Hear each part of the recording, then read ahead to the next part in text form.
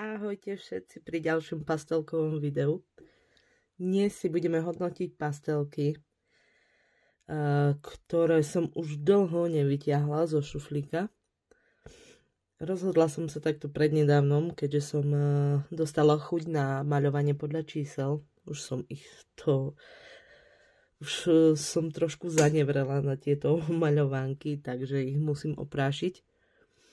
No a napadlo ma, že môžem to rovno spojiť akože aj s hodnotením pasteliek, ktoré už mám dlhšie.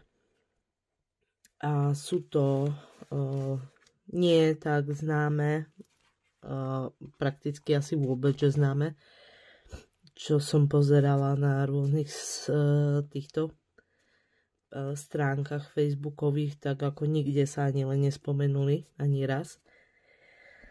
No a ide o pastelky Flywood. Možno to bude aj tým, že sú z Temu kupované. A vybehla mi na nich dosť pekná akože akcia. Neviem, všetkých 120 kusov ma vyšlo na nejakých 10 eur cca. No ale ako prekvapili ma celkom. Nepatria medzi tie najlepšie, ale zase ani najhoršie. Pigmentácia je celkom pekná. Miešanie farieb, ako u ktorých. Napríklad som si miešala v omaľovánke čiernu farbu s bordovou. A vôbec, hej, 0 bodov, že by sa to nejako chcelo prepojiť. Až keď som musela poriadne zatlačiť do toho, že by som to nejako napravila, ten prechod. No a ale pri ostatných som nemala akože také nejaké extra problémy, že by sa mi zle miešali tie farby.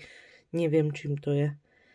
No, teraz si povieme o tých pastelkách. Sú klasické drevené, čierne, matné, potiahnuté čiernym matným. Na pastelke si nájdete akurát, že ten názov, len nápis Color Pencil, hej, mohli namiesto toho Color Pencil dať názov Otieňa trebárs, ale tak nedbám, čo by som chcela za 10 eur. No a samozrejme číslo pastelky, to mňa osobne veľmi poteší, keď má pastelka aj číslo, že to nemusím ja si nejako značkovať. Môžeme si aj názorne ukázať niektoré tie pastelky. Sú okrúhle, veľmi dobre sa držia v ruke, nejako extra netlačia. Idem s nimi akože úplne jemnúčko, krásne idú. Keď pritlačím, akože zanechávajú nejakú tú stopu za sebou, nejaký ten poprášok, ale je to celkom taký jemnúčky len prášok. Nie je to niečo také extravagantné. A si ukážeme ten prechod medzi tými farbami.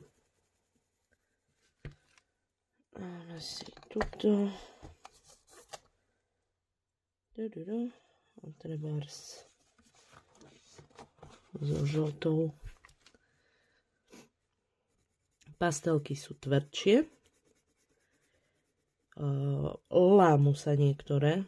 Musím povedať, že akože nie nejak extra, hej, ako je to ešte v rámci tej takej normy. Keď si ju ostrúhate úplne, tak zanechá ako, no, keď si ju ostrúhate úplne na ten špic, tak samozrejme, že ten špic sa vám zlomí. No ale z tej pastelky ona sa tak prelomí, ako keby po dĺžke celá polka ako keby odpadla. No. Tieto konkrétne pastelky, pretože sú také tvrdšie, nie sú vhodné na tie také väčšie plochy. Akože dali sa s ním vyfarbiť celkom pekne, ale bolo vidieť tam miestami tie mapky, kde sa tá pastelka akože prelínala. Tak, neviem robiť viac vecí naraz, aj rozprávať, aj maľovať. Ako vidíte, celkom pekný to má prechod. Ostávali teda na tých väčších plochách mapky, ale sú aj lepšie, drahšie pastelky, po ktorých to tak ostáva. No a podľa mňa pre takých, čo robia tie mandály a také, ako v pohode. Ako vravím, dobre sa s nimi pracuje, krásne pigmentované. No a ja som si osobne spravila túto dvojstránku s týmito pastelkami a to ako nie je komplet celú, hej, lebo napríklad to pozadie, tie väčšie plochy, mne sa nechce už kresliť s tými pastelkami. A chcem to mať akože tie väčšie plochy čo najskôr za sebou, lebo nemám rada tieto hluché miesta. No a na pozadí som si teda tu hore aj dole zvolila tie pečiatky, tie polštáže pečiatkové, vankúšiky. No, s tým som si to samozrejme to pozadie spravila. Toto konkrétne, akože každá je jeden obrázok. Len ja som si ju prepojila, ako keby prepojila tento obrázok do jedného. No a samozrejme aj tie čierne, väčšie miesta, čo sú čierne, okrem tohoto. Tak tie čierne miesta som si robila akrylovkami, alkohol markermi. No ale ostatok, akože tie postavy, tieto som sa snažila len čisto tými pastelkami robiť, aby som vedela ich ohodnotiť, lebo už dlho som s nimi nekreslila. A nekreslila som s nimi takéto veľké plochy. Väčšinou som ich používala do menších omaľovaniek, alebo len ako doplnok ku iným farbičkám. Nikdy som s nimi takto celú omaľovánku si nešla, hej. No, celý obrázok. No a samozrejme tu si môžete pozrieť pekne príklad, hej, tej čiernej pastelky. Tá čierna, aké tie mapky zanecháva celkom. Na prvý pohľad to až tak nepúta tú pozornosť, hej, neudiera to až tak do očí, ale je to dosť také, no. Ako vravím, na väčšie plochy určite už by som to viackrát takto nebrala. Ale tu napríklad tie hnedé, toto sa mi celkom pekne akože sa mi aj pohodlne sa mi tu s nimi pracovalo. No. Takže to by bolo asi zrejme všetko k týmto flywoodám. Takto našla som iba tú 120 a už potom som ani nepatrala akože po iných baleniach, či sú väčšie, či sú menšie. To už si môžete aj vy asi dohľadať, kto nakupuje na tému, tak si ich môžete dohľadať tam, či ich nájdete aj v menšom balení alebo ešte väčšom, ale tak prirovnala by som im ich v poriadku asi aj k tým brutfunerom.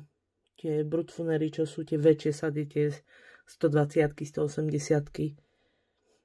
Lebo napríklad tie od brutfuneru, čo sú skin pastelky, tak oni sú skôr také tie olejové, na tej olejovej báze. No a tieto sú také tvrdšie, aj tie brutfunery, čo mám, tu 120-ku, ona tiež je taká tvrdšia. Nehovorím, že sú zlé, ale ja mám radšej tie mäkšie typy pasteliek. No a tieto fakt by som skôr k tým brutfunerom prirovnala, k tým tvrdším, keď ich niekto máte. Len tieto hovorím, že niektoré farby nechcú sa mi prepájať dokopy, ako čierna bordová. Neviem z akého dôvodu, či toto majú nejaké iné zloženie. No a tá lámavosť, hej, toto ma prekvapilo, že aj keď nie, že sa to trúsi, ale ono sa to tak zlomí po dĺžke na polovicu, ten hrot. Čo je niekedy, keď sa snažíte urobiť len nejaký ten detail, tak je to dosť také nepríjemné, keď sa to tam celé rozpadne po farby. Dobre, tak to by bolo všetko k môjmu dnešnému pastelkovému videu. Ďakujem veľmi pekne za pozornosť a snáď sa vidíme čoskoro pri ďalšom videu. Čaute.